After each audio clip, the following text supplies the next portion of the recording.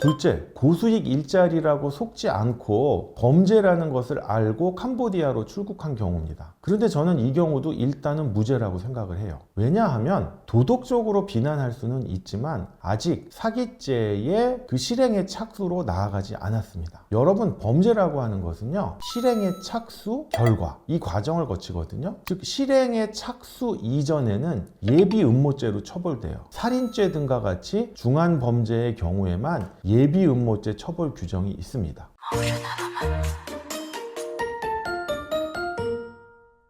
안녕하세요. 신탁의 신 오상민 변호사입니다. 이번 영상은요, 캄보디아 사기범죄 가담 사건에 대한 상담 사례를 설명드리도록 하겠습니다. 여러분, 요즘 연일 캄보디아 사기범죄에 대한 뉴스가 보도되고 있는데요. 심지어는 한국인을 대상으로 고수익 일자리라고 유혹을 해서 캄보디아로 넘어오게 한 뒤 여권을 빼앗고 감금, 폭행을 하여 원하지 않는 사기범죄에 가담하도록 하고 있는 범죄가 기승을 부리고 있습니다. 그러다 보니까요, 몇 년 전에 캄보디아에서 있었던 유명 개그맨인 서세원 씨 사망 사건이라든지 인기 BJ 변하영 씨 사망 사건도 새롭게 대두되고 있습니다. 제가 상담을 진행했던 사건인데요. 캄보디아 사기범죄 가담자의 부모님으로부터 의뢰를 받아 아직 후임은 하지 않았고요. 상담만 진행했던 사례입니다. 이 가담자들이 본인이 직접 상담을 하지 않고 부모님이라든지 가족과 같은 제3자를 통해서 상담을 할 때는요, 본인도 창피하니까 조금 자신의 잘못된 점을 빼먹거나 일부러 누락하고 상담을 하는 경우가 많아요. 그렇기 때문에 가담자의 정확한 현재 상태는 알 수는 없지만 부모님이 저에게 상담한 사례를 토대로 설명을 드리도록 하겠습니다. 일단 가담자, 의뢰인이라고 하겠습니다. 제 의뢰인이 고수익 일자리라는 광고 문구에 현혹이 돼서요, 캄보디아로 넘어갔다고 합니다. 그런데 캄보디아에서 이 의뢰인을 넘어오게 한 단체가 갑자기 의뢰인의 여권을 빼앗고 감금을 하면서 보이스피싱 범죄에 가담하라고 협박을 했다는 겁니다. 심지어 자신의 말을 듣지 않으면 죽여버리겠다고 협박하면서 폭행 및 고문까지 했다고 합니다. 그래서 어쩔 수 없이 보이스피싱 범죄에 가담하게 되었는데요. 최근 캄보디아 사태가 불거지면서 이렇게 피해자이면서 동시에 범죄자인 한국인들에 대한 송환 결정이 내려지면서 내가 한국에 가면 처벌을 받는 것이 아닌가 두려워서 상담을 하게 된 사례입니다. 그런데 여러분, 형법은요, 강요된 행위를 처벌하지 않는다라는 규정이 있습니다. 형법 제12조에 의하면요, 저항할 수 없는 폭력이나 자기 또는 친족의 생명, 신체에 대한 위해를 방어할 방법이 없는 협박에 의하여 강요된 행위는 벌하지 아니한다라고 해서 범죄 행위를 강요당한 사람의 형사처벌을 면하고 있습니다. 좀 더 자세히 예를 들어 설명드리면요, A라는 사람이 저에게 칼을 쥐어주고 B라는 사람을 죽이라 라고 명령하면서 제 머리에 총을 겨누고 너 B라는 사람을 칼로 찔러 죽이지 않으면 네 머리에 총을 쏴서 죽여버리겠어, 또는 저의 가족을 죽여버리겠어 라고 협박을 하는 거죠. 그러면 저는 B라는 사람을 칼로 찔러 죽이는 범죄 행위를 했지만 A라는 사람의 강요에 의해서 어쩔 수 없이 하게 된 거잖아요. 그렇기 때문에 이 경우 범죄는 성립하지만 그 형사 책임은 면하게 해주겠다라는 것이 형법 제12조의 취지입니다. 결국에는 이제 무죄가 선고되겠죠. 그러면 캄보디아 사기 범죄에 가담한 사람들은 어떠한 처벌을 받을까요? 일단 형법상 사기죄에 해당합니다. 그리고 형법상 범죄단체 조직죄도 해당됩니다. 여러분, 캄보디아로 출국한 사람들의 경우 어떠한 처벌을 받는지는 다음과 같이 두 가지 경우로 구분해서 살펴보아야 합니다. 첫째는요, 고수익 일자리라고 속아서 캄보디아로 출국한 사람들입니다. 이 사람들은 애초에 사기범죄에 가담할 마음은 없어요. 그런데 캄보디아에 가서 고문이라든지 폭행, 협박을 당해가지고 어쩔 수 없이 사기범죄에 가담한 경우, 이 경우는 저는 아까 형법 제12조 강요된 행위에 해당되기 때문에 처벌되지 않는다고 생각을 합니다. 둘째, 고수익 일자리라고 속지 않고 범죄라는 것을 알고 캄보디아로 출국한 경우입니다. 그런데 저는 이 경우도 일단은 무죄라고 생각을 해요. 왜냐하면 도덕적으로 비난할 수는 있지만 아직 사기죄의 그 실행의 착수로 나아가지 않았습니다. 여러분, 범죄라고 하는 것은요, 실행의 착수, 결과, 이 과정을 거치거든요. 즉 실행의 착수 이전에는 예비 음모죄로 처벌돼요. 그런데 모든 범죄가 예비 음모죄로 처벌되는 것은 아니고, 특별히 살인죄 등과 같이 중한 범죄의 경우에만 예비 음모죄 처벌 규정이 있습니다. 그리고 실행의 착수는 하였지만 결과가 발생하지 않았다면 사기죄의 미수범이에요.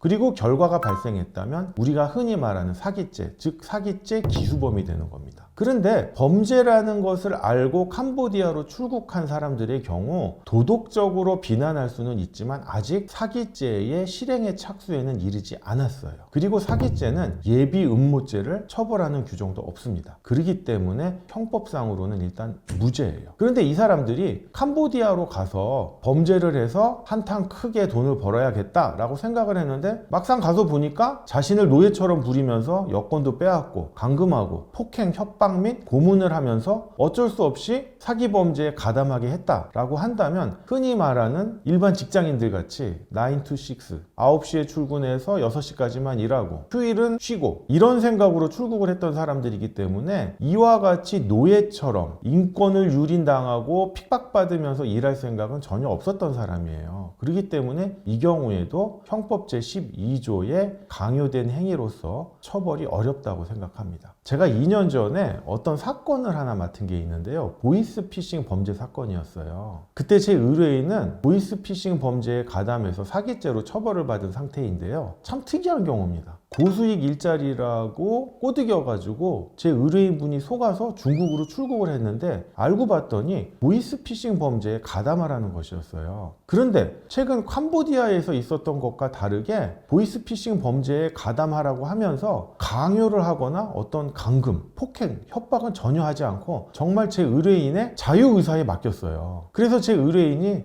이왕 중국에 온 김에 돈이라도 벌어야겠다라는 생각에 정말 9 to 6 직장인같이 보이스피싱 범죄를 했던 거예요. 그리고 돈도 꽤 많이 벌었습니다. 하지만 아무래도 도덕적으로 죄책감이 있다 보니까 이 보이스피싱 범죄 조직에다가 자기 아버지가 아파서 잠깐 한국에 들어가 봐야겠다라고 해서 한국으로 들어오고는요, 중국으로 다시 나가지 않았던 거예요. 아무래도 죄책감도 있었고 보이스피싱 범죄를 하는 게 딱히 마음에 들지 않았던 겁니다. 그런데 막상 한국에 다시 와보니까 마땅한 일자리도 없고 또 보이스피싱 범죄를 할 때 돈을 많이 번 기억이 자꾸 떠오르니까 이번에는 자발적으로 중국에 있는 보이스피싱 조직에 연락해서 나 다시 중국으로 가면 안 되냐 그래가지고 얼른 와라 라고 해서 제 의뢰인이 자발적으로 중국으로 갔고요. 거기서 보이스피싱 범죄를 한 6개월간 했어요. 아침에 출근해서 저녁에 퇴근했고요. 휴일에는 쉬는 시간도 보장이 됐고 한국에 있는 자기 여자친구까지 중국으로 불러서 휴일에는 그 중국의 유명 관광지를 여행하기도 했어요. 그리고 6개월 동안 신나게 보이스피싱 범죄를 해가지고 돈을 번 다음에 다시 한국으로 들어왔는데 한국에서 보이스피싱 범죄 사기범으로 붙잡혔던 겁니다. 그 의뢰인분은요 정말 엄하게 처벌됐어요. 왜냐하면 첫 번째, 보이스피싱 범죄인지 모르고 고수익 일자리라고 속아서 중국으로 출국했지만 중국에서 본인이 얼마든지 보이스피싱 범죄를 안 해도 되는 선택권이 있었어요. 왜냐하면 중국에 있는 보이스피싱 범죄 조직이 범죄를 저지르라고 강요하지 않았고 본인도 인정하고 있어요. 게다가 둘째, 두 번째 출국은요 보이스피싱 범죄라는 것을 알고 자발적으로 출국한 경우예요. 그래서 정말 제 의뢰인분은 아주 엄하게 처벌이 됐습니다. 그런데 지금 캄보디아에서 일어나고 있는 사태는 그게 아니잖아요. 범죄라는 것을 모르고 속아서 출국을 했던, 범죄라는 것을 알고 출국을 했던, 이렇게 노예처럼 인권 유린과 탄압을 받으면서 범죄에 가담하게 될 거라고는 생각하지 못했던 사람들이 대부분이기 때문에 이런 사람들의 경우에는 비록 그 경중을 가려야겠지만 형법 제12조의 강요된 행위로서 처벌이 어렵다고 보여집니다. 물론 이 와중에 처음에는 강요된 행위로서 어쩔 수 없이 보이스피싱 범죄 등에 가담하게 됐지만 나중에 조직으로부터 인정을 받아가지고 뭐 중간 관리책이라든지 아니면 한국인들을 캄보디아로 송금하는 역할을 적극적으로 수행하고 그들로부터 일정의 보수를 받았다면 그때부터는 또 새롭게 보이스피싱 등의 사기 범죄가 성립할 수가 있습니다. 그렇기 때문에 개별 사안들을 잘 파악해서 이 사람들이 피해자이지만 동시에 가해자일 수도 있다는 점을 수사기관 수사기관에서 인지하고 철저히 수사를 해야 될 것으로 보입니다. 본 영상을 통해서요, 캄보디아 사기범죄 가담 사건에 대한 상담 사례를 알게 되는 계기가 되었으면 좋겠습니다. 본 영상이 도움이 되셨다면 구독과 좋아요 부탁드립니다. 감사합니다.